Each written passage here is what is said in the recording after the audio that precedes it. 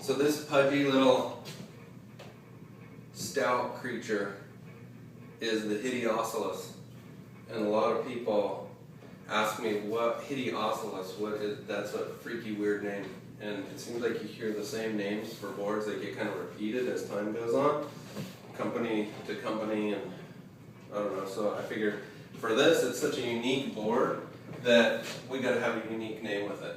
And so when I designed this, what I was thinking of for Nick on really small days, when you almost want to get off of a normal shortboard and just a high performance board, and you want to get onto something that is just real lively and quick and fun and works in like ankle to knee high waves, and a lot of times you'll jump on a fishy board, but fishy boards can sometimes hurt your surfing more than they help it, because they go real fast and they make everything so easy that your turns and your maneuvers start to suffer because of it, because you forget how to use the pocket to get forward momentum.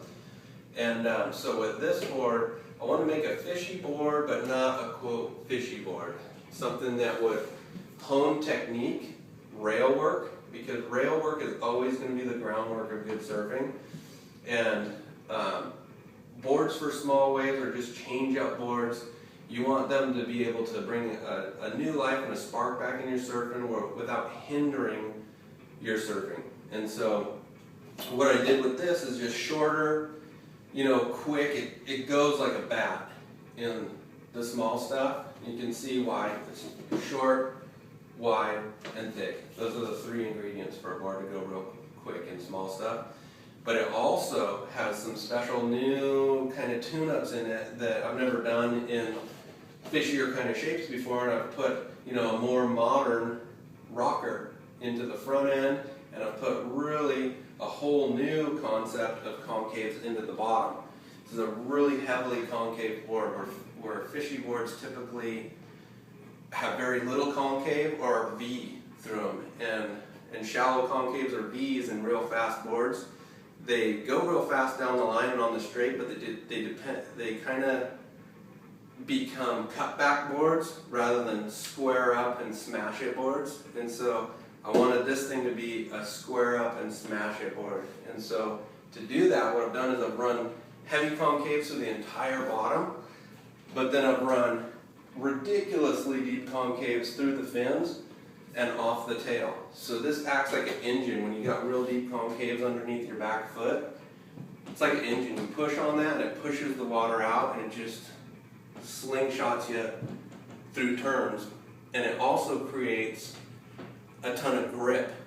So where fishy boards can sometimes slip out, actually a lot of times slip out, this does no slipping on you. It holds as hard as you want to push on it and just flies. So it's constant speed, constant hold, and enough rocker in it to kind of counterbalance the real full nose. It's got enough rocker in here to keep that front end from digging, because that's typically a big problem with boards, like similar to this type of outline.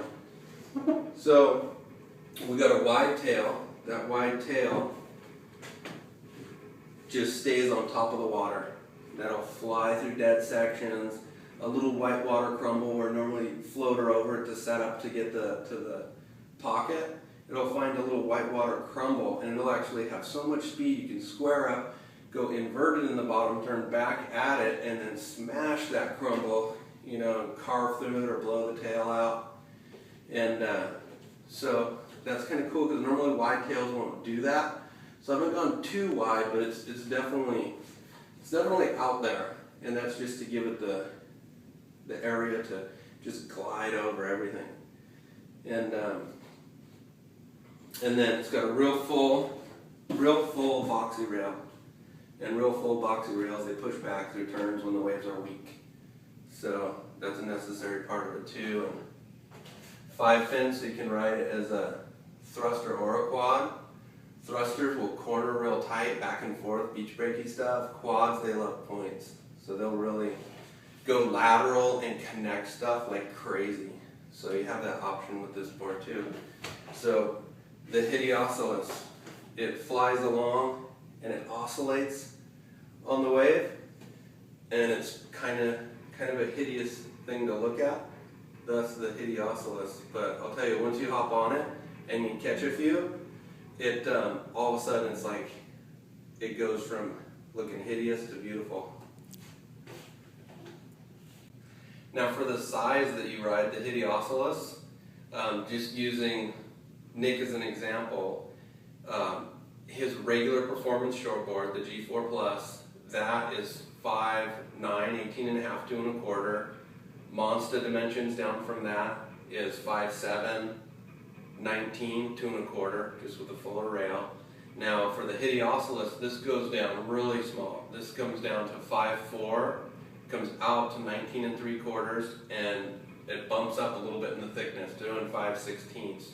So the overall volume distributes around, and you still have a fair amount of board here, even though you're going a lot shorter.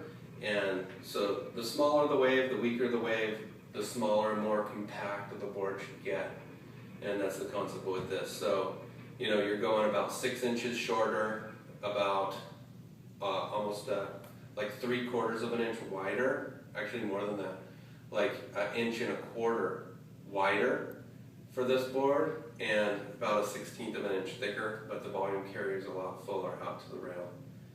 So that's the dimensions you'd ride the Hideoscillous.